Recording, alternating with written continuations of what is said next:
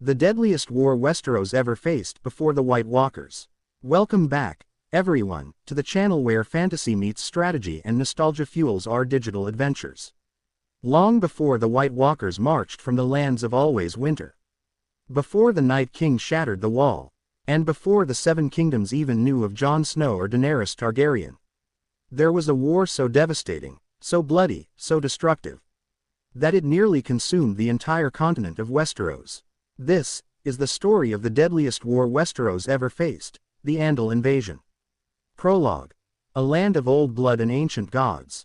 Before the Iron Throne, before dragons, and before the Targaryens ever set foot in Westeros, the continent was a land ruled by the first men and their gods, the old gods of the forest. Thousands of years before Aegon's conquest, Westeros was a different place. The first men had come across the arm of Dorne from Essos, clashing with the mysterious children of the forest. They eventually made peace, carved out kingdoms, and developed their own customs. They worshipped the old gods beneath weirwood trees and ruled over a fractured Westeros divided into countless petty kingdoms. But peace is never permanent in Westeros. From across the narrow sea, in the hills and valleys of Andalos, a new people emerged, fierce, war-hardened, and driven by divine purpose. These were the Andals, followers of the seven-faced god. With steel in their hands and faith in their hearts, they saw Westeros not just as a prize, but as a holy mission. And so began the bloodiest, most transformational conflict Westeros had ever seen. The rise of the Andals and their holy war. In the eastern hills of Essos, the Andals believed they were chosen. According to their legends, the seven themselves appeared before Huger of the Hill, the first Andal king, and commanded him to spread their faith westward, to conquer Westeros and destroy the old gods. The Andals took this mission seriously. And they were better equipped than the first men. They had steel weapons, stronger than the bronze arms of Westerosi warriors. They had organized armies, and they were united under a shared faith, which gave them purpose and discipline. Wave after wave of Andals began sailing across the narrow sea, targeting the Vale first. What began as isolated raids quickly evolved into a full-blown war of conquest. The first men were caught off guard. Andal warriors razed villages, burned sacred weirwood groves, and slew kings who would not convert. The Vale of Arryn, once ruled by the Bronze Kings of House Shet and House Royce, fell to the Andals. The House Arryn, an Andal family, rose in their place and claimed the area as their stronghold. And they would not be the last. The war spreads, blood over all Westeros. Once the Vale was subdued, the Andals turned their blades south, west, and north. Each region reacted differently, but none escaped the fire.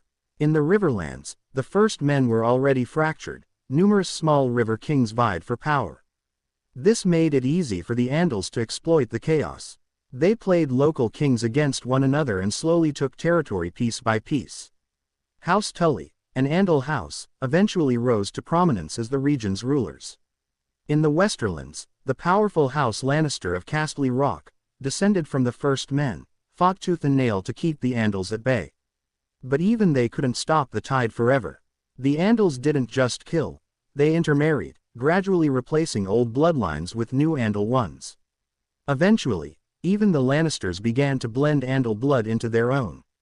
In the Reach, the mighty House Gardener of Highgarden held off the Andals longer than most, thanks to fertile lands and massive armies. But internal strife weakened them. Andal warlords like House Hightower, converted to the faith of the Seven, gained ground. The Gardeners were later wiped out by Aegon the Conqueror, but it was the Andal invasion that first shook their foundation. In the Stormlands, the legendary Storm Kings of House Durrandon held strong. They waged fierce battles, winning several stunning victories against the Andals. But even their strength waned over centuries of warfare. Eventually, the Andals won influence through diplomacy and marriage, with Andal houses like Cairn, Dondarrion, and Selmy rising in power. The North holds, the last bastion of the first men. While most of Westeros fell under Andal influence, the North stood unbroken. House Stark, rulers of Winterfell and kings in the North, refused to bow. The geography of the North played a crucial role. The neck served as a natural barrier, and the marshy lands of House Reed made it nearly impossible for large Andal armies to cross. And then there was the North's unity. Unlike the Riverlands or the Stormlands, the North was unified under the Starks, who ruled with cold justice and unwavering authority. The Andals tried to invade. They failed, repeatedly. According to Northern legend, King Theon Stark, also known as the Hungry Wolf, slaughtered 3 separate Andal invasions. The Andals would eventually stop trying, content with spreading their faith elsewhere. To this day, many in the North still honor the old gods, because the North never fell. The toll of war, extinction and assimilation. This wasn't just a war of weapons, it was a war of religion, culture, and identity. Entire bloodlines were wiped out. Kingdoms built by the first men were erased. The sacred weirwood groves were burned. The children of the forest, already dwindling in number, retreated deeper into the forests. Some say the Andals hunted them to near extinction. It was genocide masked as holy conquest. But the Andals didn't just kill, they absorbed. Many surviving First Men families chose diplomacy and marriage to survive. Over time, the cultures merged. The old tongue of the First Men was replaced by the common tongue, a mix of Andal dialects. Many of the First Men converted to the faith of the Seven to preserve their holdings. This is why, today, most of Westeros worships the Seven. Not because the First Men chose to, but because they were conquered. The rise of Andal dynasties. By the end of the Andal Invasion, Westeros had been changed forever.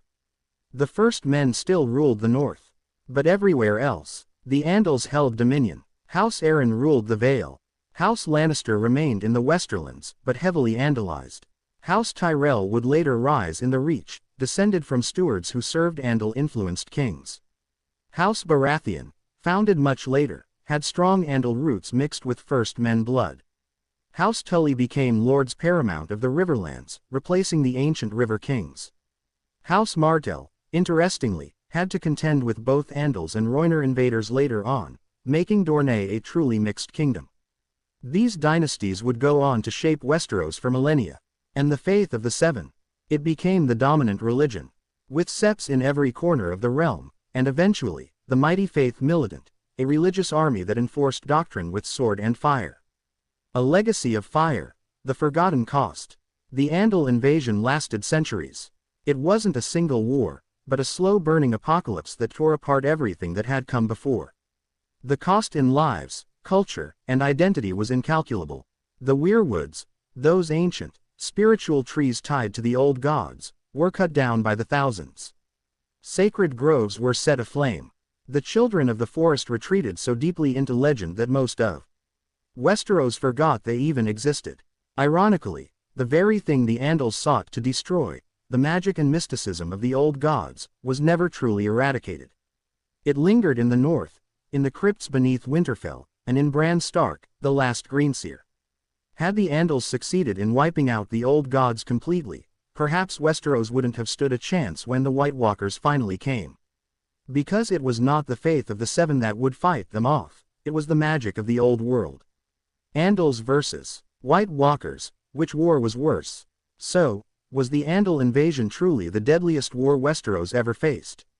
Let's compare it to the Long Night, the legendary age when White Walkers first invaded. The Long Night was catastrophic, yes.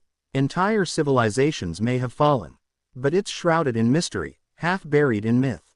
The Andal invasion, on the other hand, is recorded, documented, and felt even in the modern era.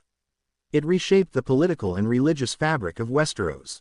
It was not a battle for survival, it was a war for control, for souls, for identity. Millions died over centuries. Whole cultures vanished. It was slow, but just as devastating. The enduring impact of the war. Every time you see a noble lord in Westeros kneel before a septon, every time a king is anointed in the name of the Seven, every time the High Septon speaks from the Great Sept of Baelor, you're witnessing the legacy of the Andal invasion. It lives in the laws of the land, many of which were rooted in the faith. It lives in the castles, the sigils, the oaths. It lives in the names, Arryn, Tully, Hightower, Florent, Redwyn, all Andal. But not all was lost. The North remembers. The Starks still kneel to no gods but the old, and in their veins runs the blood of the first men, untainted, unbroken. Before the dragons,